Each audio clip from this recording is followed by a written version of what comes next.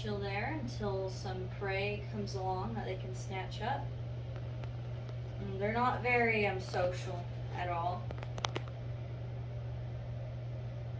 And they also have defensive setae hairs, as I talked about earlier, and they're also used for defense and not only feeling vibrations and things like that. They can actually shoot them out, sort of like a porcupine. And according to what we know about them, this is actually a bit rare. They don't usually feel endangered enough to do that. And this is a video showing that trapdoor that they make. This is probably in Brazil, where they're from. And they actually took this video recently, about 2008,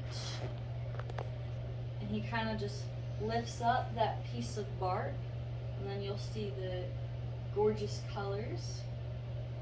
You see that kind of ultramarine blue that it has to its appendages.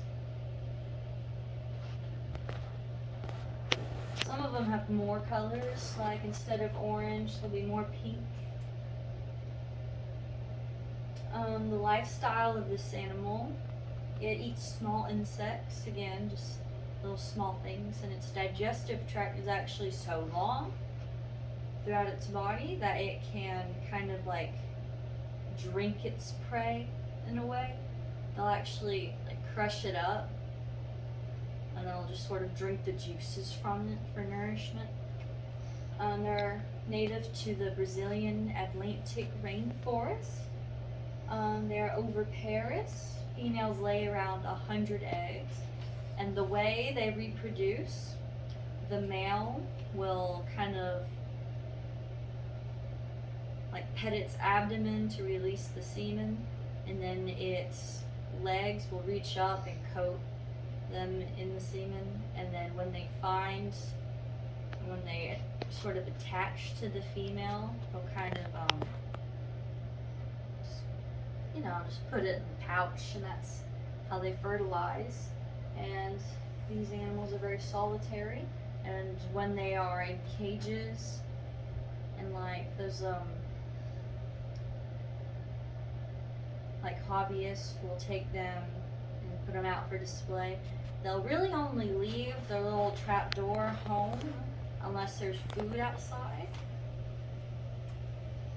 And what makes these so interesting to me, it's just the rarity of them and the beauty that it has.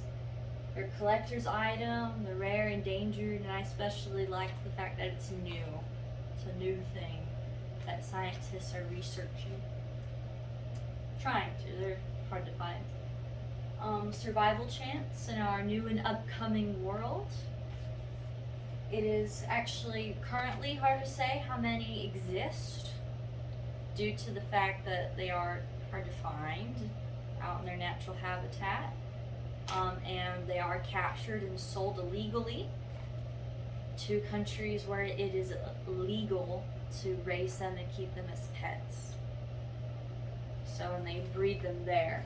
And then if people continue to capture them and take them away from their natural home, they tend not to live as long.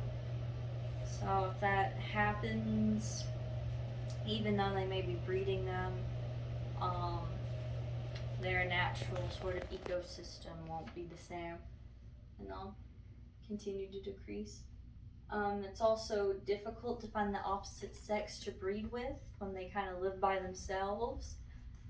So that might be a challenge. And deforestation will take away those spiders' home due to them being immoral.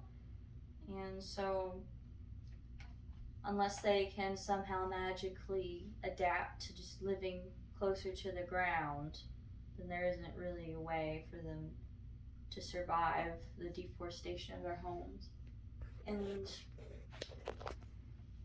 in regards to climate change, the Earth's temperature slowly but relatively quickly climbing.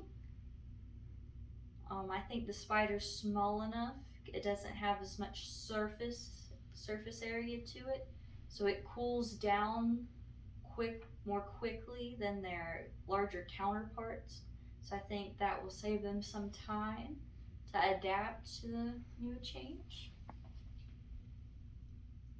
And that is all my points on the Brazilian jewel tarantula. Just to recap, they are very rare, unique, and beautiful creatures, and they're new. We're still wanting to find more things about them. Collectors like to kind of show off their rare find, their rare trophy. Um,